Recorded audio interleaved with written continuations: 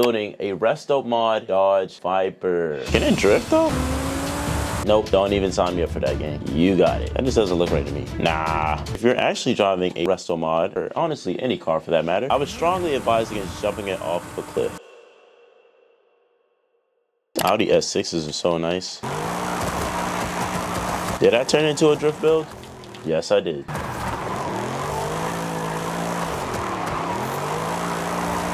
It drifts so well. Now this is a drift missile. Straight out of DMV from MD. Y'all know me. It's your boy YJMT, and I'm back with another banger. Yes,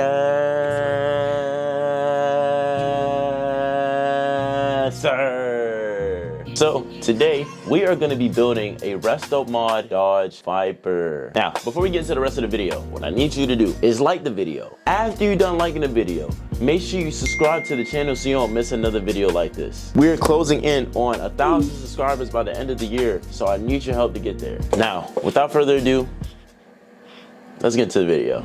Luckily, I have a Dodge Viper from a barn find that I had got quite some time ago. Basically, when the game first came out, I remember grinding, just getting all the small hidden treasures and stuff in the game. The Viper was one of them. I didn't really think about it until now. Why don't we do a modern restoration of the 1999 Dodge Viper? I haven't been inside of this castle in so long. For the resto mod upgrade, we're gonna assume that I just have a shit ton of money that I can just throw down, make this car perform better than is originally. First things first, we're gonna engine swap this.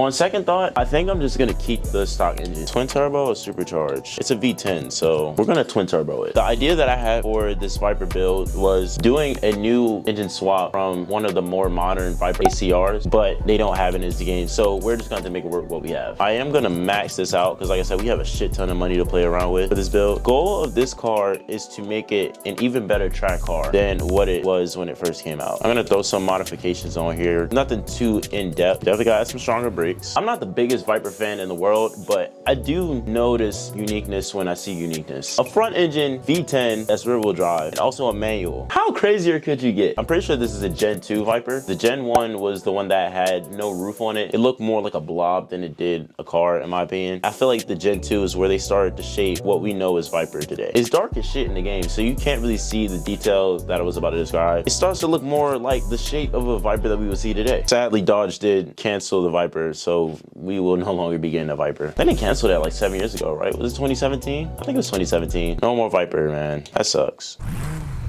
Actually, the build that we're gonna go for is gonna be a resto mod, right? It's gonna look like a clean street car, so it's not gonna be made to have all this extra aerodynamic stuff on it. We'll do a slight weight loss. I don't think I need to make it extremely lightweight. We're gonna put a 7-speed transmission in it. I can't see the cosmetics, so I'm gonna upgrade it at the actual shop. So I'll be right back.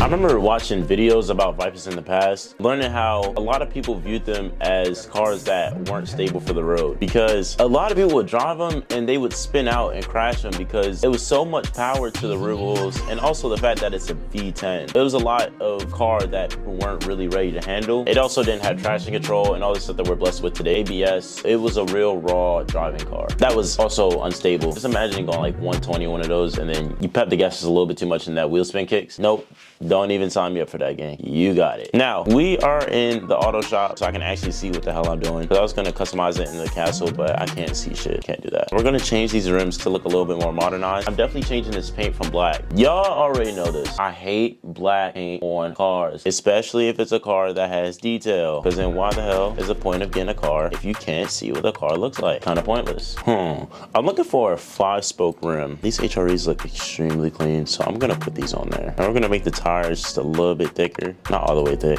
Next 345s are perfect. And on the front, I get some 285s. They don't need to be 295s. I already changed the tires. I'm gonna make the rim size just a little bit bigger. I feel like all-wheel drive would be a lot safer, but it's definitely gonna be a lot slower. I'll leave it rear-wheel drive. I'm not gonna put all-wheel drive on it. I'll leave it rear-wheel drive. Can I put spacers? Nope. Oh, I can. Okay, it's perfect. Oh, so I can make this a drift build. Maybe in another video, I might make this a drift build. Stay tuned for that. Wow, that's a huge difference in spacers. I'm just gonna put these because I want the wheels to poke out a little bit, but that's kind of OD. I'll rock with that. I'll let it rock. I think with the spacers, they fit a lot better. It makes the car look more grounded and planted. I like that. I'm gonna stay with that. Now, I have 981 horsepower. It's an S1, almost S2 class car.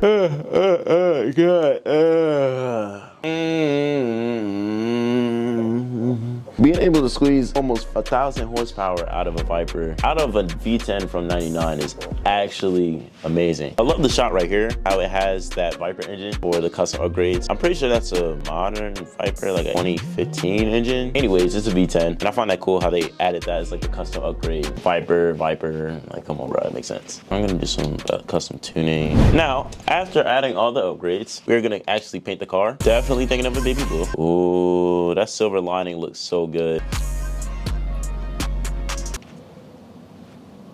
I don't know why I made that face when looking at it, but it just doesn't look right to me. Do I want a semi-gloss, a matte, or a polish?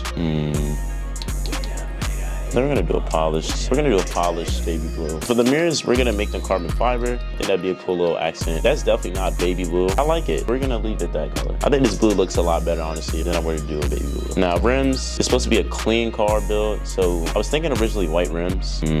So we are gonna do a white, I wanna do a white matte. Let's do a white semi-gloss actually. To do this, you're gonna turn the saturation all the way down. Tint, my window is glitching the fuck out for some reason, but that's okay. We'll go with that. I think it looks fine. Now the brake, gonna make it the body color. Can never go wrong with the body color. Now that I just got reminded that I have those paints, let me see. Nah, I think we're gonna leave it a shiny blue. I'm not gonna do a matte. We're gonna tint the car because again, it's supposed to be a resto mod, a restored modification car. What if I did the hood carbon fiber? The car did cut some weight. I think that does add some flavor. So we're gonna add the polished carbon fiber for the hood. I think this honestly works perfect for a resto mod build. Let's drive it. Just gonna randomly do this big ass, oh, I'm not gonna clear it. I'm hit that tree. Oh shit, I missed the tree. Okay. Okay, it didn't jump that far. Gonna go again. Now, if you're actually driving a real resto mod, or honestly any car for that matter, I would strongly advise against jumping it off a cliff. Like so. Now the road is right under me, so boom. Now, we're test driving the car in the rain, so I'm not expecting a lot. Oh, so this actually, oh gosh. I would crash into the one Viper that has the paint that I said looked questionable. Sounds about right. I just want to see how well it drives. Let's see if it has grip, if it feels like it's a car that can drive in today's world. So first gear goes to the 70, second gear 99, that's not bad. Third gear is long on the 140. This feels very stable. Fourth gear goes up to 174 miles an hour, that's really good. Braking works perfectly fine. Okay, if you gas out of a corner, then yeah, you're gonna lose it. But other than that, this feels like a very comfortable car to drive. I'm not even gonna lie to y'all, this feels very planted. I am a huge fan of long gears. Can it drift though? Like if I wanted to drift, like could it drift?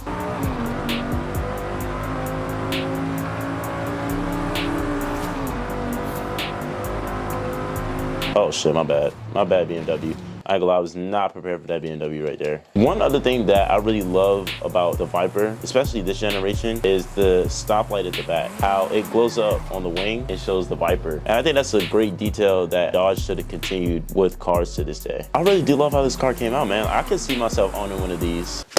But I hope y'all enjoyed this video. Make sure you like the video and make sure you subscribe to the channel so you don't miss another video like this. We are coming up on 1,000 subscribers by the end of the year, so I need your help to get there. Wherever you are in the world, I hope you have a great morning, a great afternoon, a great evening, and a great night. It's been your boy YJMT, man. And I'm out, bruh. Damn, shit, let me, damn.